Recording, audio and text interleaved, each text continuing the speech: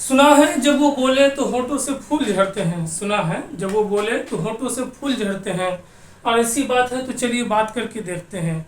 ये कहना है जनाब अहमद फराज साहब का। 10वीं दर्जा में 2 गज़ल है इनकी। इम्तिहान में सवाल जो आते हैं वो इनकी ज़िंदगी के बारे में और इनकी गज़लों से उनकी तशरीह और गज़ल में क्या क्या कहा उन्होंने उसके बारे में सवाल आ जाते हैं। उन्हीं का शेर है ये। रोमानवी शायर है, रोमांटिक शायर है पाकिस्तान के।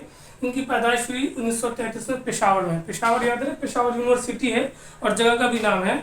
और वही हमला हुआ था बम से, वहीं से गज़ल निकली थी कि मुझे माँ उससे बदला लेने जाना है, मुझे दुश्मन के बच्चों को पढ़ाना है। खैर, तो वो आपकी बात है, लेकिन 1933 में पैदा हुए कौन? अहमद फराज पेशावर में। घर का माहौल कैसा था? तो घर का माहौल अदबी था और शायराना था। अदब कहते हैं ज़बान को, इस उर्दू अदब हुआ, इंग्लिश लिटरेचर हुआ, हिंदी साहित्य हुआ, एक ही चीज़ हुई। तो घर का माहौल कैसा था? अदब का था, शायराना था, यानी जो बड़े थे घर के वो भी शायरी करते थे। तो ये भी तालिब इल्मी के ज़माने से, यानी पढ़ने के ज़माने से शायरी करने लगे और आसान ज़बान में, आम खास सब में शायरी करने लगे। लोगों ने इनको काफ़ी सराहा भी। मकबूल शायर कहा जाता है, रोमांटिक शायर कहा जाता है। और डॉक्टर ऑफ लिटरेचर की डिग्री इनको जो मिला वो कराची यूनिवर्सिटी से, रांची नहीं, रांची का पगलखाना इंडिया में, झारखंड में, कराची यूनिवर्सिटी से इन्होंने पढ़ाई की थी। कौन सा? डॉक्टर ऑफ लिटरेचर की डिग्री। उसके अलावा मैगजीन भी लिखा था, रिसाला कहते हैं, रिसाला की जमा पूछ देता है इम्तिहान में, रिसाला की जमा रिसाइल होगा, ठीक है, तो वो पूछ देता है। तो रिसाला लिखा था, 2 माहनामा था, एक इश्तियाक और दास्तान, 2 रिसाला था, महीने में निकलता था, ठीक है। इस वीडियो में इनकी ज़िंदगी को देख लेते हैं, उसके बाद उनकी 2 गज़ल है उनकी तशरीह देख लेंगे।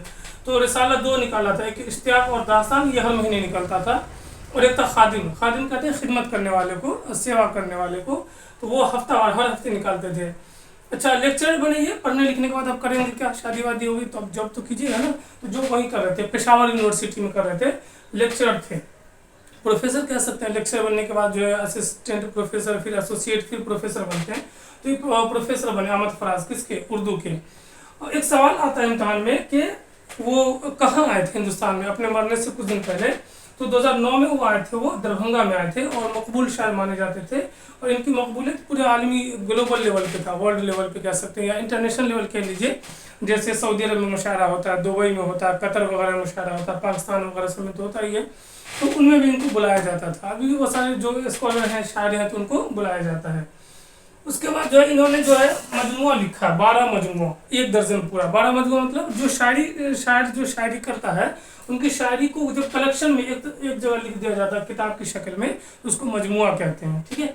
तो 12 मजमुए इन्होंने लिखा था। उनका नाम है तन्हा तन्हा, याद रखना, तन्हा तन्हा, दर्द आशोब, नायाफ्त, शब खून, मेरे ख्वाब रेजा रेजा, जाना जाना, बेआवाज गली कुचों में, नाबीना शहर में आयना, सब आवाज़ें मेरी है, पस अंदाज मौसम, ख्वाब गुल परिशा है, गज़ल बहाना करूँ।